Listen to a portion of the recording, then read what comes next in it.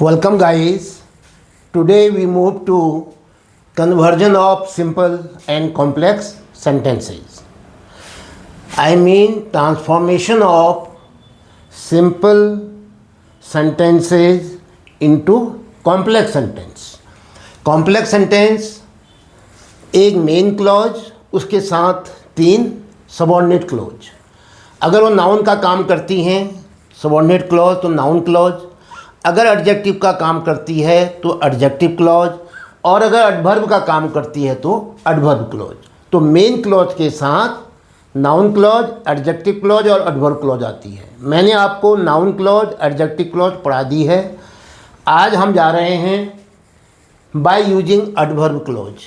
आज हम देखेंगे कि ऐसी क्लॉज बनाएंगे हम जो वर्ब, एडजेक्टिव और एडवर्ब को मॉडिफाई करे, उसको क्लासिफाई करे, उसको डिफाइन करे, उसकी विशेषता बताए, वर्ब की, एडजेक्टिव की, एडवर्ब की. तो वो सेंटेंस या वो क्लॉज क्या कहलाएगी? एडवर्ब क्लॉज कहलाएगी. और हमको क्या दिया हुआ है? Simple sentence. हमको दिया हुआ है सिंपल सेंटेंस. किसे कहते हैं सिंपल सेंटेंस? जिसमें केवल एक सब्जेक्ट और एक वर्ब होती है. Exercise number 3, convert the following simple sentences into complex sentence by using adverb clause. Convert the following simple sentences. आप कह सकते हो transform the following simple sentences into complex ones by using adverb clause. Exercise number 3, simple sentence देखिए. On entering the room, I saw a baby in the cradle. कमरे में प्रवेश करते ही या कमरे में प्रवेश करने पर मैंने एक बेबी को क्रेडल में देखा. पालने में मैंने एक बेबी देखा. अब ये तो एक ही सेंटेंस है, एक सब्जेक्ट एक वर्ब, बाकी नहीं है. कहीं पर भी देख लो आप. ऑन एंटरिंग द रूम क्या हो गया? ये इन्फिनेटिव है, इसके आगे प्रीपोजिशन लग गया तो ये जेरेंड हो गया. ये जेरेंड का काम करेगा. तो एक सब्जेक्ट एक वर्ब है. अब हमको क्या चाहिए? एक तो हमको मेन क्लॉज चाहिए, उसमें भी सब्जेक्ट और वर्ब होगा, और दूसरी क्लॉज हम बनाएंगे, उसमें भी सब्जेक्ट और वर्ब होगा. वो इसमें जो शब्द नहीं आया है, जो वर्ड अभी छिपा हुआ है, या कहिए जो वर्ड यहाँ बचा हुआ है, हम उससे एक सेंटेंस तैयार करेंगे, उससे हम एक क्लॉज तैयार करेंगे. I saw a baby in the cradle. ये तो एक टुकड़ा बहुत सही बन गया. ये मेन क्लॉज बन सकता है. क्या बन सकता है? I saw a baby in the cradle क्या बन सकता है? मेन क्लॉज, जिसको आप प्रिंसिपल क्लॉज भी कहते हो. अब इसके साथ क्या आएगा? Adverb clause. भाई एडवर्ब क्लॉज तो कई प्रकार से बनती है. Adverb clause of time, adverb clause of place, adverb clause of reason, adverb clause of result, adverb clause of comparison. तो ऐसे जो है आप कई तरीके से एडवर्ब क्लॉज बनता है. अब आप देखो, ऑन एंटरिंग द रूम, कमरे में प्रवेश करने पर, तो इसका मतलब है टाइम. ध्यान दो ना, अगर कमरे में प्रवेश नहीं करते, यानी किस समय देखा? जब कमरे में प्रवेश किया तब देखा, तो इसका मतलब समय की बात कर रहा है. तो अब हम क्या कहेंगे? थोड़ा सा हिंट क्या मिला? एडवर्ब क्लॉज ऑफ टाइम मिला. किससे बनता है adverb clause of time? Before, after, when. तो एक काम करें, जब मैंने कमरे में प्रवेश किया, क्योंकि देखने वाला मैं हूं तो प्रवेश भी मैं ही करूंगा. तो क्या बना? When I entered the room. Entered करूंगा मैं, इंटरिंग का. ये वर्ब है, ये पार्टिसिपल बनी है. वर्ब की बेस फॉर्म क्या है? एंटर. तो यहाँ सॉ आया था मेन क्लॉज में, पास्ट टेंस था, तो यहाँ भी हम पास्ट टेंस लाएंगे तो एंटर्ड आएगा. When I entered the room. इससे शुरुआत कर देते हैं. लीजिए, when I entered the room. यहाँ पर कॉमा लगा दीजिए. ये क्या आ गया आपका? चलिए बताइए मुझे, ये क्या है? Adverb clause of time. मिल गया आपको एक क्लॉज, एडवर्ब क्लॉज. वन से शुरू हुआ है. अब ले लो मेन क्लॉज. मेन क्लॉज आपने पहले ही पहचान ली थी. I saw a baby in the cradle.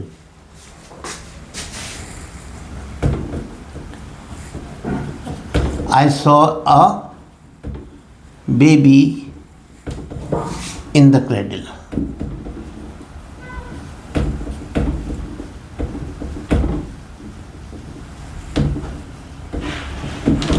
I saw a baby in the cradle. हमने क्या कहा आपसे?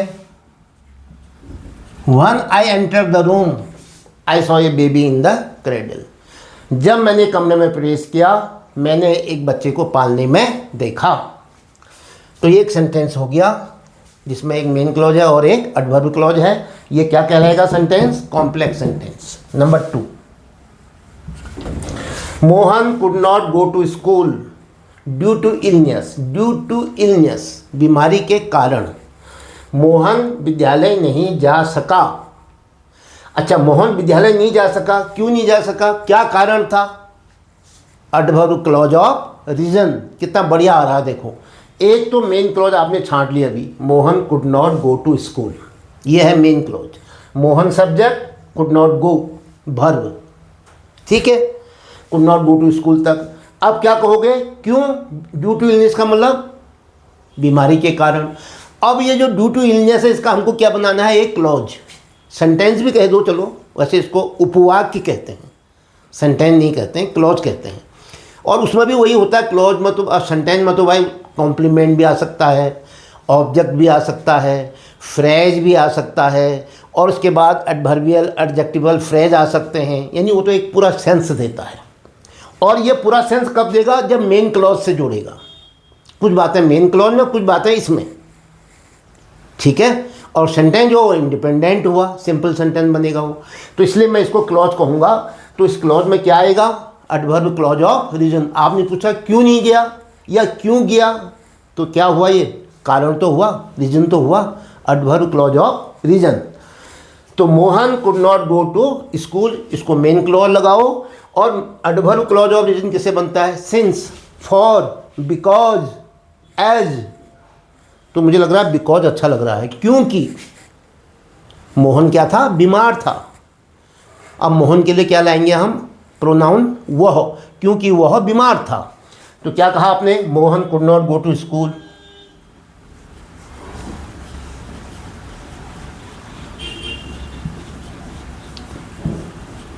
मोहन कुड नॉट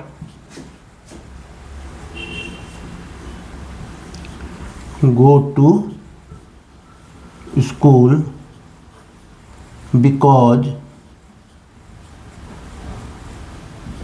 क्योंकि वह बीमार था।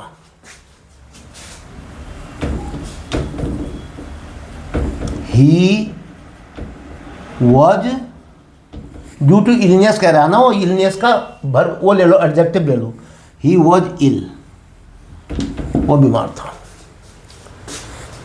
बिकॉज ही वॉज इलनेस नहीं होगा, ध्यान रखना, बिकॉज ही वॉज इल। अब ध्यान दो, Mohan could not go to school main clause, because he was ill adverb clause of reason. और दोनों मिल करके क्या बना रहे हैं? एक सेंटेंस जिसको हम क्या कहेंगे? Complex sentence. Next number 3, my brother did not go out due to rain. वर्षा के कारण मेरा भाई बाहर नहीं जा सका। देखो एक मेन क्लॉज तो आपको मिल गई, माई brother did not go out, main clause. अब ये ड्यू टू रेन जो है इसका एक क्लॉज बना दो, सब्जेक्ट भी आना चाहिए, वर्ब भी आनी चाहिए। भाई मेरा भाई बाहर नहीं गया, क्यों नहीं गया, क्या कारण था, कब नहीं गया। अगर कब का उत्तर मिलेगा तो एडवर्ब क्लॉज ऑफ टाइम। अब यहाँ पर देखो क्यों नहीं गया, ड्यू टू रेन कह रहा हो, वर्षा के कारण। तो इसका मतलब क्या हो गया? ये रीजन दे रहा है, एडवर्ब क्लॉज ऑफ रीजन बढ़िया लग रहा है हमें। तो क्या कहोगे? बिकॉज या एज, हर जगह बिकॉज मत लाओ, एज। क्या कहोगे? एज माई ब्रदर, नहीं, एज इट वॉज रेनिंग। यहाँ क्या है? डिड नॉट है तो वहाँ वॉज लाओ। तो इसलिए, लेकिन जो एज वाले वाक्य होते हैं उसमें क्या होगा? स्टार्टिंग लेनी पड़ती है। एज इट वॉज रेनिंग, जैसा कि, क्योंकि वर्षा हो रही थी, फलतः सो। अब हम सो लगाते नहीं हैं, ये दो कंजक्शन हो जाएंगे, फिर मेन क्लॉज काम रहेगी। मेन क्लॉज के आगे कंजक्शन नहीं रहता है, लेकिन जो कॉमा लगाएंगे वो सो का ही काम करेगा। इसलिए मेरा भाई विद्यालय नहीं जा सका। तो क्या कहूँगा मैं? एज अगर आप बिकॉज लेते हो तो एडवर्ब क्लॉज बाद में आएगी, अगर आप एज लेते हो तो एडवर्ब क्लॉज पहले आएगी, अगर सिंस लेते हो, फॉर लेते हो, तब भी एडवर्ब क्लॉज पहले आती है। चलो एज लिया मैंने, क्योंकि एज इट वॉज रेनिंग, क्योंकि वर्षा हो रही थी, ये कॉमा लगा रहा हूँ मैं, जिसका मतलब सो हुआ, इसलिए, ठीक है। और मेन क्लॉज आ रही है तो उसके आगे कोई भी कंजक्शन नहीं होगा, नहीं तो वो मेन क्लॉज नहीं रहेगी। My brother did not go out,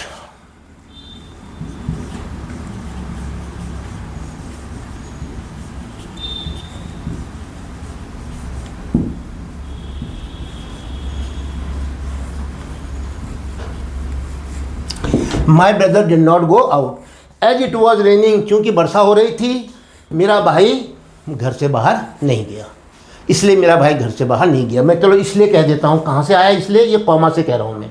अगर आप कहोगे नहीं साहब यहाँ पर इसलिए के लिए सो लगा देते हैं, बढ़िया लग रहा है बोलने में भी, लेकिन अब आप कहोगे फिर ये मेन क्लॉज है तो वो मेन क्लॉज नहीं रहेगी, वो भी क्या हो जाएगी, कोऑर्डिनेट क्लॉज हो जाएगी, और या फिर एडवर्ब क्लॉज हो सकता है हो जाए, इसलिए कोई मेन क्लॉज रहेगी नहीं। तो अगर बिना मेन क्लॉज के कोई सेंटेंस बनता नहीं है, तो इसलिए क्या हो गया, ये एडवर्ब क्लॉज, ये मेन क्लॉज, और सेंटेंस क्या बन गया, कॉम्प्लेक्स सेंटेंस। अगर बिकॉज लगाओगे तो पहले क्या लिखोगे, माई brother did not go out because it was raining, वो बाद में आएगा बिकॉज। एज में क्या होगा, पहले आएगा। अंडरलाइन करने की जरूरत है, लो एडवर्ब क्लॉज को मैंने अंडरलाइन कर दिया, यहाँ पर मैं बिकॉज ही वॉज इल को अंडरलाइन कर, ये क्या है अंडरलाइन, एडवर्ब क्लॉज है। Number next 4, in spite of poverty, के बावजूद, गरीबी के बावजूद, इन spite of poverty the old man is honest, क्या है, बूढ़ा आदमी ईमानदार है।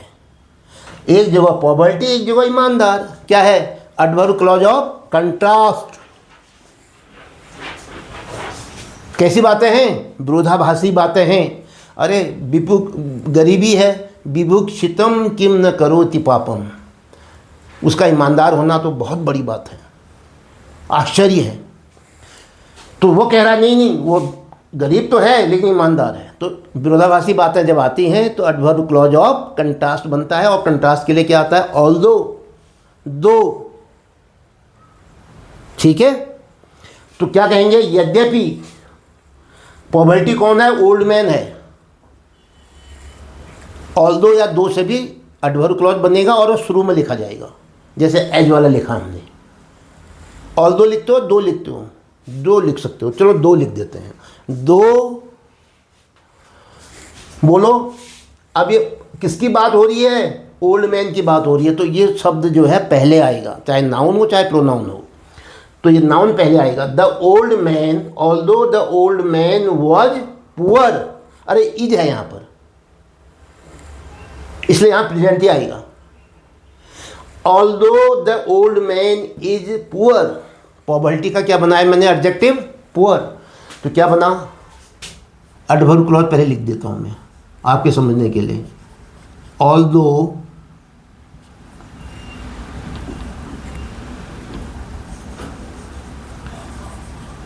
the old man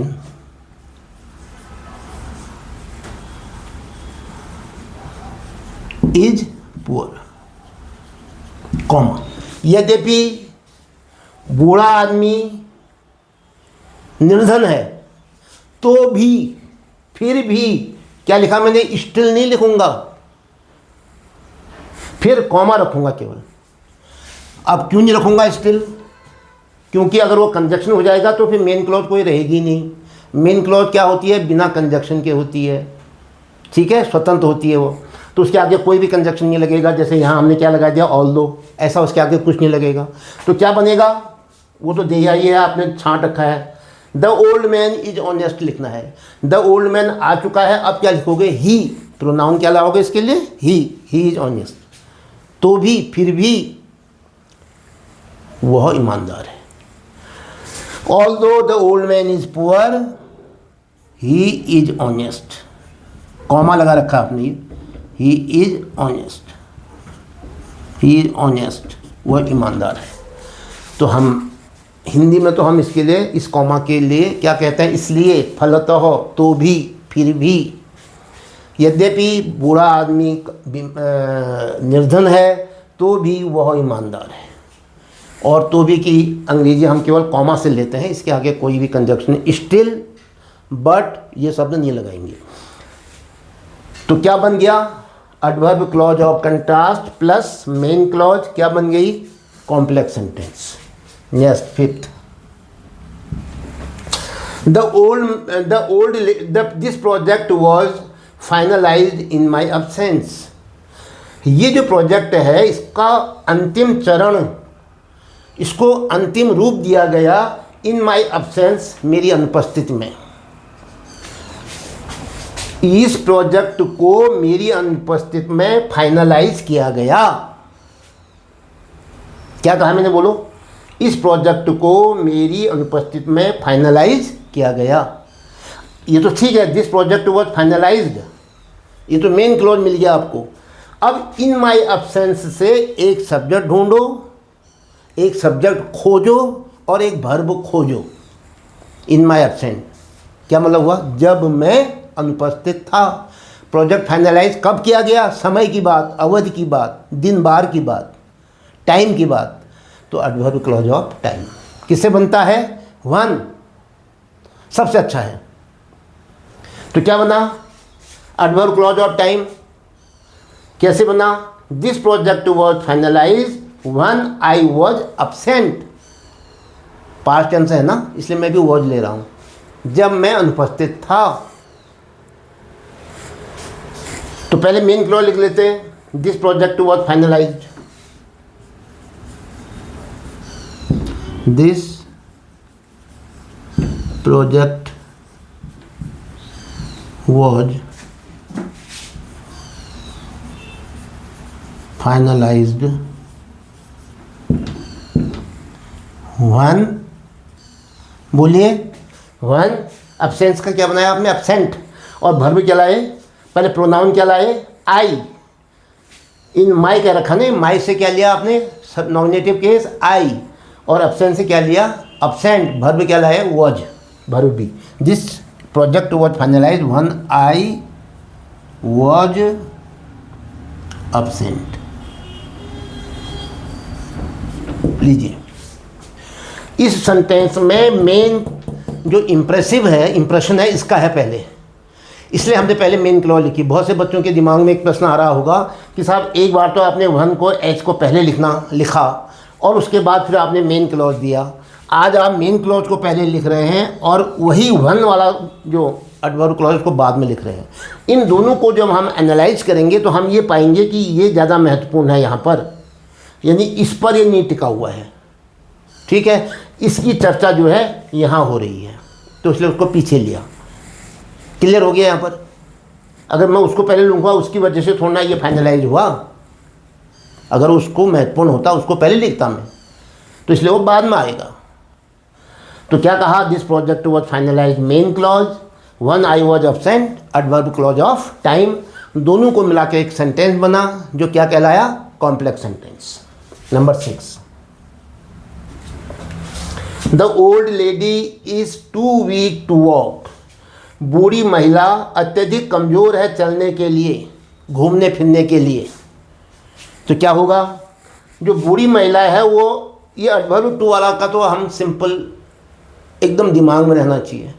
adverb to जो है सो में बदलता है, इतनी कमज़ोर है, फिर कंजक्शन डैट लगता है, फिर आगे कैन नॉट या कुड नॉट आता है, और प्रोनाउन सब्जेक्ट के अनुसार आएगा। जैसे ओल्ड लेडी है तो सी आएगा।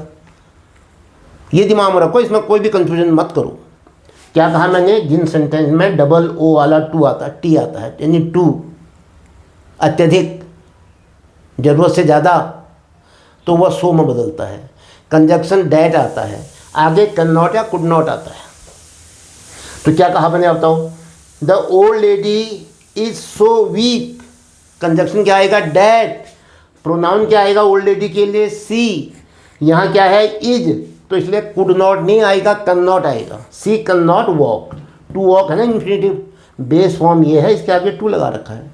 अब इन्फिनेटिव चेंज हो जाएगा, इन्फिनेटिव जो है हट जाएगा और उसका हम बेस फॉर्म ले लेंगे और कैन नॉट के साथ जोड़ देंगे। चलो पहले मेन क्लॉज बोलो। The old lady is so weak.